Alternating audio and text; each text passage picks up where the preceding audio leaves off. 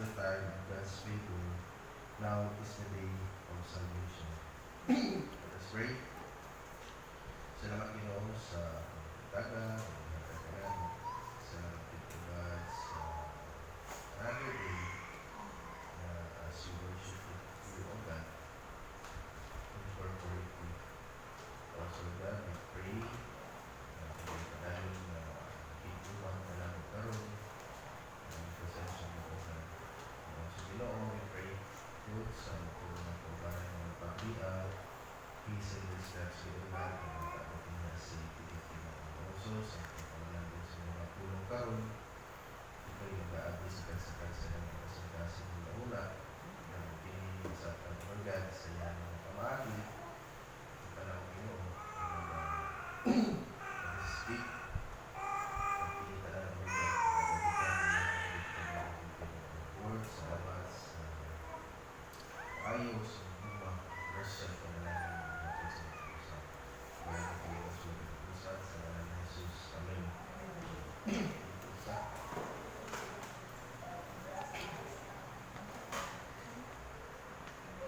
Kung recap lang kami, kung last na akong natuan, last na devotional is about the role of prayer in evangelism. Ina sa Colossians chapter 4 verse 2 to 6. Bakit? Ang kita devote prayer, ang role sa prayer evangelism is devote kita sa prayer, tapos watchful kita sa prayer pagkas sa isang time na opportunity ng tuwan. And then, pinay ako po.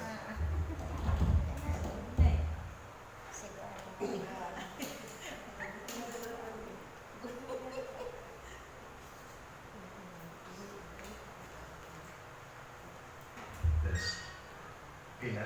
Kung siya nung nagwan, sa tuwang last na devotional last Sunday is ito Carol Prayer Evangelism, ang mga very top first is not a devotion to prayer na muhatagit at panahon sa pagkampo, especially sa evangelism. And then, watchfulness in prayer, na dapat watchful ka pag-consider sa opportunity na share or evangelize is ato i-agis pagkampo. And then, thankfulness in prayer na kanan kita ng pasalamat kita sa kanan ng pamaagi na i-recognize din nato ang faithfulness ng mga blessings sa Ginoo na which fuel our passion and sweetness sa uban. And then karon padayon ka sa ato ang passage karon in 2 Corinthians chapter 6 verse 2 na inline na rin natin sa kong emphasis karon naman about evangelism na ako i-share karon is the urgency of the gospel message. The urgency of the gospel message. Tapos, ang kaning urgency is, di ba, ito lang ang taga ng meaning ng urgency is, kung siya, itipan mo rin ganin na hatagan nato pagtagan or kuwan pa nato is top priority nato pagkuhan. Tapos dihan nato makita, di ba? Ika ng word na urgency or urgent, kuwan lang siya. Kung sa ang mga parang opisina is muna yung tawag na rush. Ngayon kuwan, kaya sa mga kaysa sa opisina, ito naman naraman na yung note na lang ang papel. Tapos pagtanaw kayo yung rush, tapos sa almost urgent matter, kung sa yung trabaho pa karon, i-move yun na siya sa tasay. Okay, priority na rin sa mga patawag-taraw ang either ang department or ang division or ang general manager ng patawag. Pag once pagtanaw ka ini mo nga na-urgent matter na to discuss, automatic na kung sa pa yung trabaho ulingan na, hindi pinasibiyaan. And then, dapat na ito makita pagka ng word po na urgency or urgent word. Kasi natin makita ka sa mga na, di ba na salida, sa mga ka na galing na ay mga flight or ganang iba na either sa military ba siya o sa ganang international flight. Pag once distress na flight, di ba? Natay matunggan ng word Mayday, di ba? Mga Mayday, Mayday.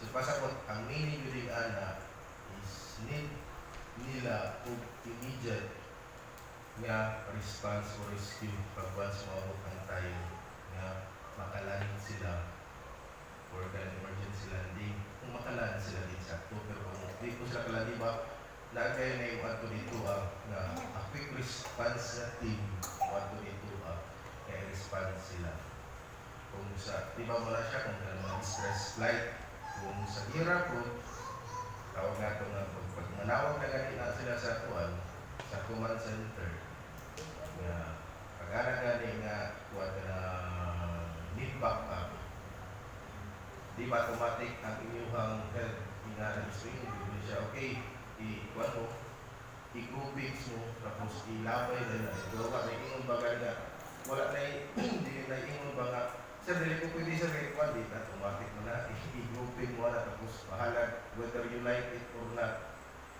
ilabay din mo na dito tapos wala gani kung ato i-hulag buhay ang word na urgency na isa din na siya din ng kuan na is kanang yung gani immediate action or hatagan yung na kung pagtagan hindi na siya na tanaw may mga urgent ay unya na lang yung kanang word na urgent lang is right time pag once makahatag ay automatic yung response datay sa itong passage karon na itulo ka mga key points na atuhang paghatagang pagtagan na the urgency of the gospel message. Ang first is God's favorable time. Hindi na ako nakikita sa verse 2. For he says, in the time of my favor, I heard you. In the day of salvation, I help you. I tell you now, the time of God's favor, now is the day of salvation. Sa kaninga verse, ato good makita or kaninga verse is niya binigulagway na the immediacy or the immediateness and the availability of God's grace. Inanglano din siya na this is the current, kung makuha na ito nga, the current time is a unique opportunity for people to respond God's call. Making this or making an evangelism na pressing priority or kanang hindi na press on nato. This is that, di ba? Kung kita nga kanin yung kwan, yung first point pa ito nga God's favorable time is nalaging mong yun nga kagsa din natin din yung pag once we are called to respond. So, kung kay Kwan, wala ka lang, pinali sa pala sa ito, di ba, murad natay, kanaganin, magwas, example, kaya gusto niya ka lang, mo yung ako may experience ba, sa pagkakita mo natin, lining the, kanang Kwan ako, kanang casual lang ang storya ba, casual, kita mo na. Pero kanaganin, simong kasi-kasi, murad na ito, mga kailangan yung share. Tapos sabi ni Bufid, simong mind, simong heart ba, sharing sa natawanan. Bahala kung sa palaiyahang estado sa kinabuhi, isa kung sa palaiyahang kanang pamatasan o kung sa palaiyahang barog. Kaya na-remember ko na kuhan, kulay na kanang kapra po lang na hindi ko na po, baka doon na Brian na tayo na kanang kuhan sa yung umayag din. Nga, sa share nga po, di ba? Kung i-share. Kung malagi na kayo, tapos lang yung kuhan na place, and then, wala nila kay pagtanaw nila mga barubato yung gamit patikan. So, pasabot ikaw yun, pero yung ikaw, na kay ikaw ba? Hindi mo mali kay pasabot sa ako. Hindi mo rin ba?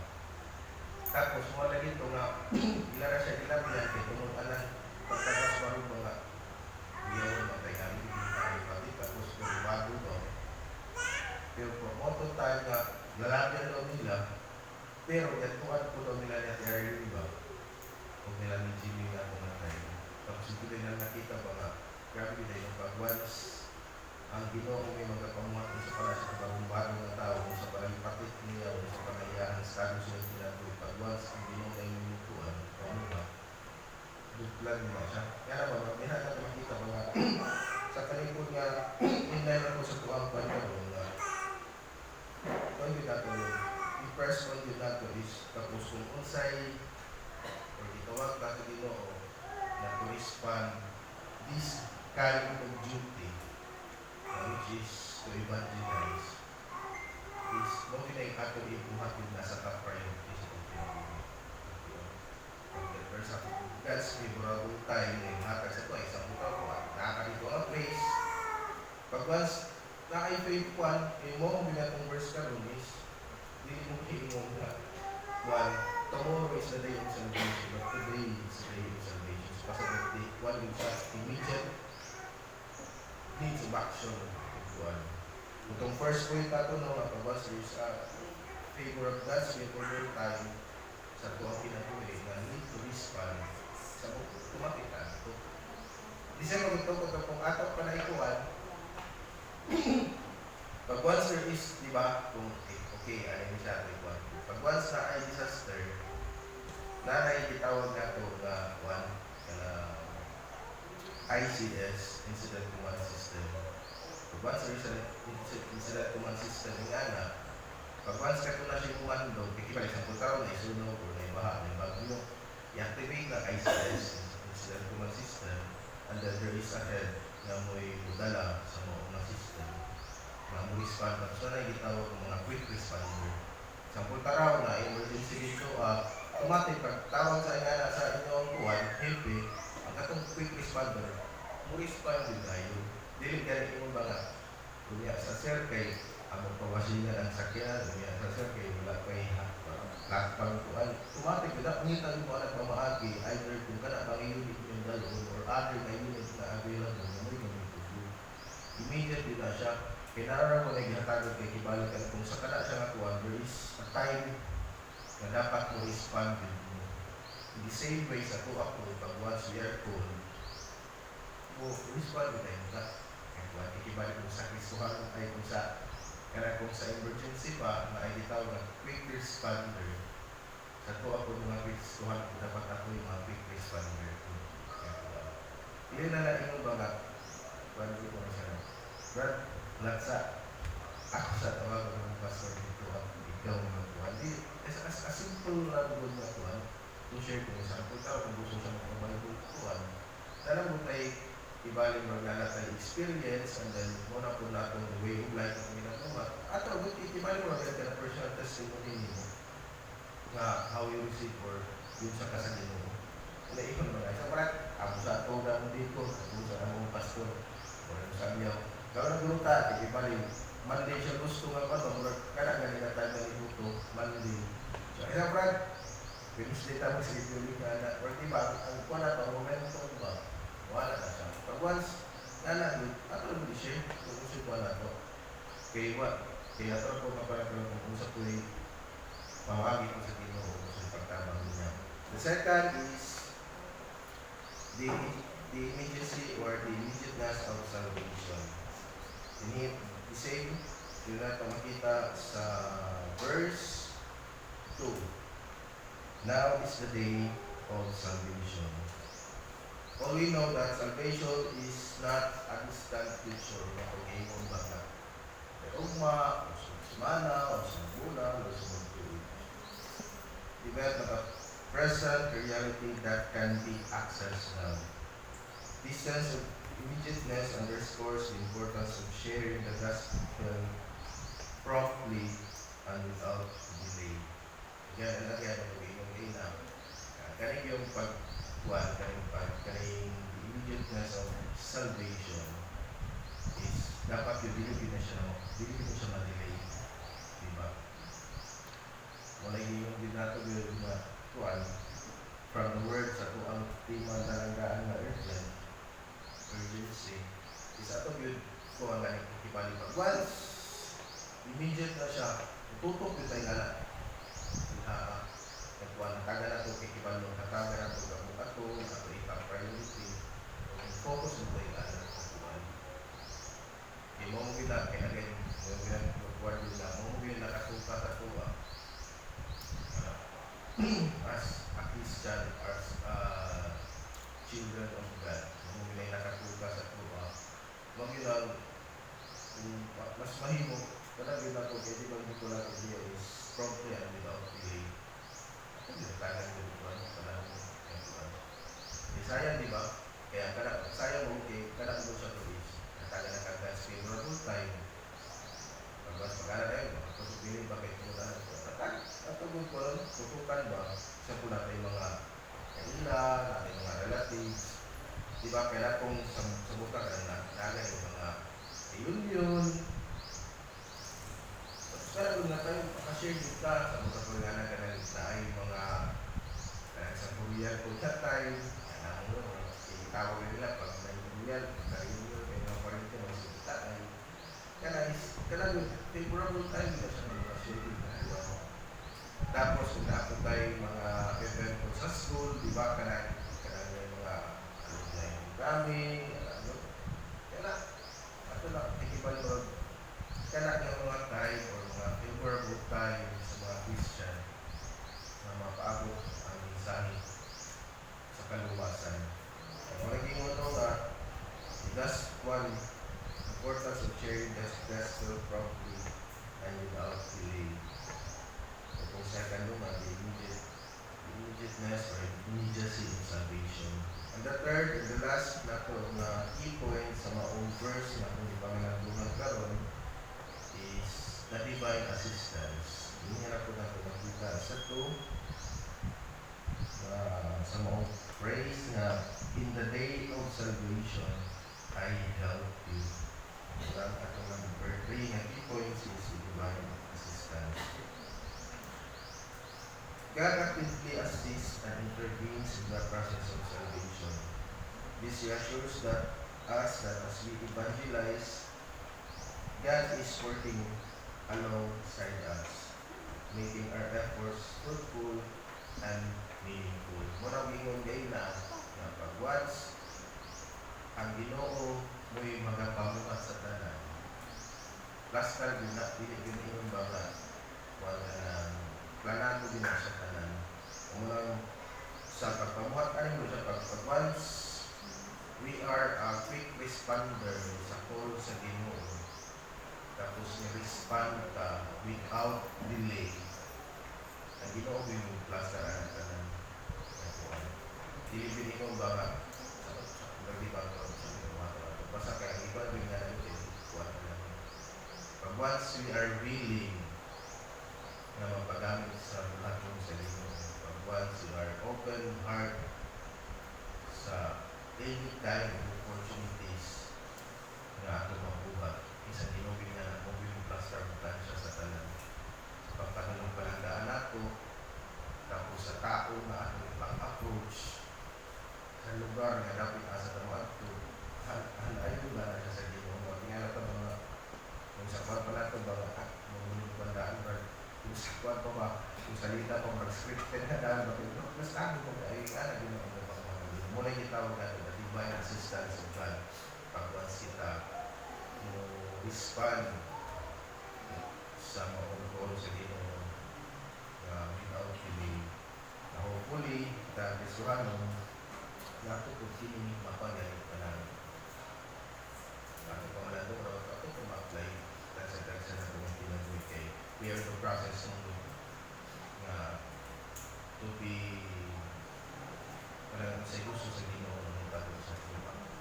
Hopefully, ang pinagin ko sa grasya sa Ginoo, mapinitanan is agit ato with today ng buhat. Pinagin ko siyang tabang sa tukod sa po na namin ko sa willingness heart to be part sa tawag or call sa Ginoo. Let us pray. Salamat din o God sa mga mensahe ng hindi pa ako kinamo na the urgency of the gospel message na tamangin kami Ginoo na ang pagkini-apply ang pagkini-inabuhi ang pinahangin po sa mga grasya pinahangin po sa mga tao Lord God because apart from you kayo natin Ginoo. Salamat sa inyong kaayod na promise you as in prayer in Jesus' name, amen.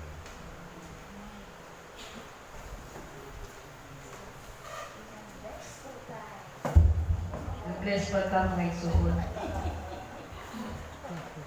So So, kumbaga na ata sa red alert karon no, a soldier of Christ, kanang mga soldier po ata. No, military o antay Lord. So, red alert always, no, naka-ready. So, magpadayon tanong kanang ato na lang ang puan ang kanang buluhaton para karon Sunday school worship nato, service niya, ug ang karon nga adlaw. Mag-ampo ta. Dalayon na Diyos, salamat kayo sa imong kaayo. Ikaw lang yun ang gamahanan sa tanan, Lord, na maka-guide, maka-buhat sa tanan. Bisan pa, Lord, salamat kayo na buntag, na pa-realize na minimo, Lord, sa imong pulong, na kailangan always handa give me, Lord. Ready give me kanunay, na makashare sa pulong, ug sa bisan unsa nga sitwasyon, panahon, o mga tao nga among encounter. Dili kami mamili, Lord, bisan pa na ay mga differences, iset aside sa namong among mga personal na gibati, kundi dili mutigbabaw, Lord, ang gugmang nga gikan kanimo na ma-share namong pulong sa mga tao nga nanginahanglan ng Ginoo. Salamat, Lord. Inyong pasalamatan sa imong dungog lamang ang kanyang himaya, Ginoo.